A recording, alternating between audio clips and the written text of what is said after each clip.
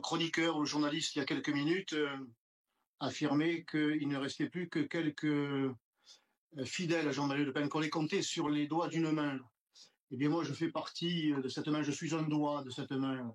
Mes adversaires devineront lequel. Je ne voudrais pas être grossier à l'antenne, mais moi je suis un fidèle. Je sais que je suis sénateur aujourd'hui par la volonté des grands électeurs des Bouches-du-Rhône, que j'ai été maire de secteur, conseiller régional, conseiller municipal par la volonté des électeurs.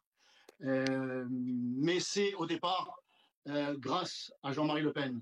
C'est lui qui m'a convaincu, il y a 35 ans, de sortir de chez moi pour aller coller des affiches, distribuer des tracts, pour porter le message national, pour alerter les Français sur les dangers de la politique d'immigration, sur les conséquences de la mondialisation qui tournait au mondialisme, sur les conséquences de l'abandon des valeurs familiales, de l'abandon de l'école. Mais Stéphane Ravier, tout de même, Stéphane Ravier, il y a des polémiques, il y a ces phrases. C'est un père politique que j'ai perdu, et c'est donc une immense tristesse qui m'a envahi ce matin.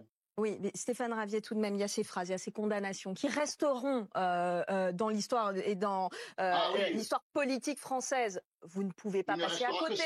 Vous ne pouvez pas les mettre de côté.